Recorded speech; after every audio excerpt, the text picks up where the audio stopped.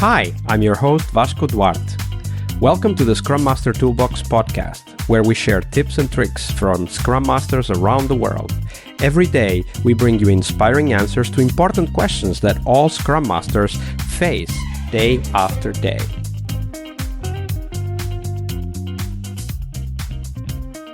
Hello everybody, welcome to our Team Tuesday. This week we have with us Hassan Butt. Hey Hassan, welcome back. Hey Vasco, really happy to be here. So Tuesday is Team Day here on the podcast, of course, but first, share with us, Hassan, what was the book that most inspired you in your career as a Scrum Master? So for those who attended Monday's podcast session, you'll know that I came from a contact center background, so me getting the fundamentals right was super important to me. And for that reason, my favorite book is Lyssa Adkins' book, Coaching Agile Teams. And this is one that's been recommended by a lot of people to me when I first started out, and I'd recommend that to new Scrum Masters as well. But why specifically was it something that I lent into?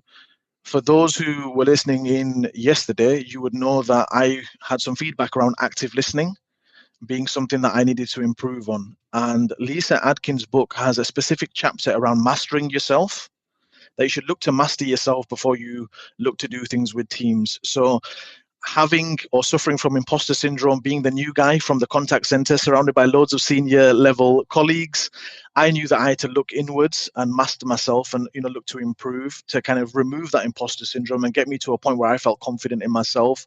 So it really drove me. And so Lyssa Adkins' book has a specific chapter around active listening and mastering yourself.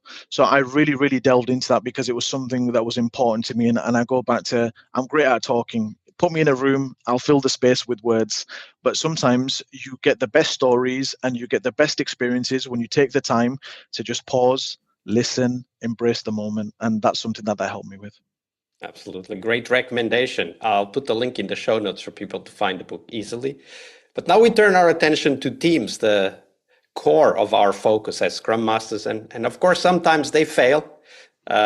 Despite or perhaps even because of our efforts. So let's go deeper into one of those stories. Hassan, tell us the story of a team, give us a little bit of context, and then walk us through how those small little behaviors or actions from the team eventually grew up and became a problem. So I'm able to make this distinction because I've worked with different teams now. And this was a team that I worked with, was one of the first few teams I'd worked with. And I'm able to give this distinction now because of, as I mentioned, I've worked with different teams. This specific team that I'd gone into and started to work with, I'd made a lot of observations early in my career. So I was fortunate to be shadowing another Scrum Master in my initial part of my career when I was working with this team, after which that Scrum Master left and I was then looking after the team. One of the things that I felt was destructive in this team was the fact that there was a lot of hierarchy. Can you give an example of how that manifested? I think it was already embedded within maybe the culture of the team. It was a third-party team, a team full of third-party colleagues, and I think a lot of it was the culture in which they worked in. That if you were senior, you had to dominate the conversation. You were speaking for more. If someone asked a question, you were the first person to answer, and if you didn't, maybe that was seen as an issue with your knowledge. Maybe you didn't know what you were doing. So I almost felt like it was forced upon them that if they didn't behave in this manner, they would come under some form of critique. And how did that then evolve? How did that then come out in the way the team evolved and worked? So as any good Scrum Master or any Scrum Master or anyone working with the team knows that teams are ever changing. So when you're working within these fast-paced teams, you'll have people moving in, people moving out. So when new people come in, there's naturally a difference in perhaps the way they work. Maybe they're not used to this one person dominating. Maybe they've got ideas of their own they'd like to share. So conversations start to happen. Retrospectives are happening where people are saying, right, we want an opportunity to speak, share our thoughts, do different things. And you almost have a clash You have clashes between the individuals who feel like they need to rule with an iron fist, and you have those underneath who are saying, we want to share ideas, So it started to cause problems when there was a change in the individuals, and the individuals below who had a different mindset. They wanted to share their thoughts. They had a growth mindset almost. They wanted to be there to share their ideas and opinions versus one person dominating the conversation.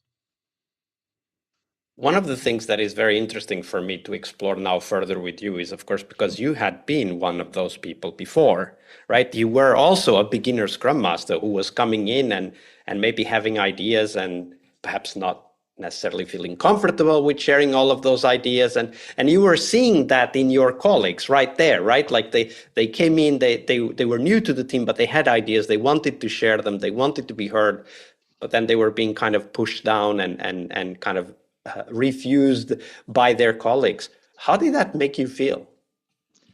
I think it definitely resonated with me a lot.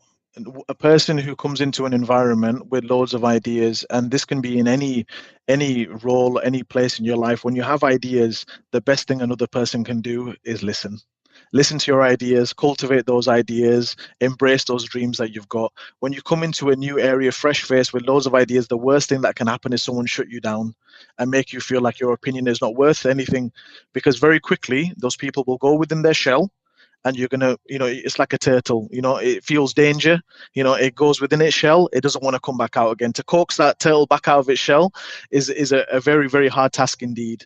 So if you start as you mean to go on, by when someone comes in with ideas, when they want to share their thoughts, listen to them, embrace those ideas, give them a platform. And when you do that, they're definitely going to continue to behave in that manner. Start as you mean to go on is the best way I can think of saying it, versus shutting them down and then realizing later on, so-and-so's not speaking anymore. Why is it that Kim, so was that anymore? What happened in the team, that they were pushed back by the kind of leaders or hierarchical leaders in the team, and then eventually kind of regressed to their own shell, as you said? 100%. And I mentioned that later on down the line because I managed to keep some of these colleagues within different teams, completely different people who are willing to, come in, share their ideas, bring other people into conversation, get someone else's opinion on a matter instead of just believing that their opinion was the best, that their ideas were the best. They were always bringing their colleagues into the conversation and learning at the same time. So it was lovely to see. Yeah.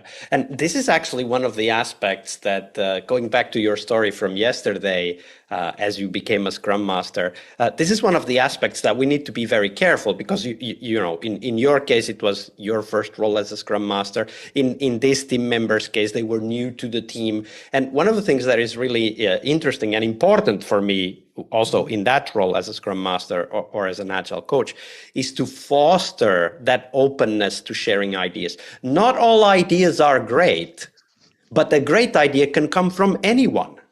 100%. That's something I live and breathe. I say that to my team all the time. It can come from absolutely anywhere, whether it be you have a colleague who's a designer, whether you're actually speaking to someone from the contact center, you're trying to find out about a new product you want to launch. They speak to customers every single day, just like I did once upon a time. So the ideas can come from absolutely anywhere. And to put yourself in a box of your team and not look outside the box is a travesty. It's not something you want to be doing. Absolutely. And that's a big responsibility for us as Scrum Masters, to keep our people open to ideas, despite what they may think they should do. Like, for example, take that hierarchical leader style role. Thank you for sharing that story, Hassan. Inspiring story. Thank you. Thank you, Vasco. Tuesday is Team Day here on the Scrum Master Toolbox podcast. But tomorrow we talk about something that goes beyond the work we do with the teams. We will talk about how to lead change and what our guests have learned from leading and participating in change programs during their career. See you tomorrow. We really hope you liked our show. And if you did, why not rate this podcast on Stitcher or iTunes? Share this podcast and let other Scrum Masters know about this valuable resource for their work. Remember that sharing is caring.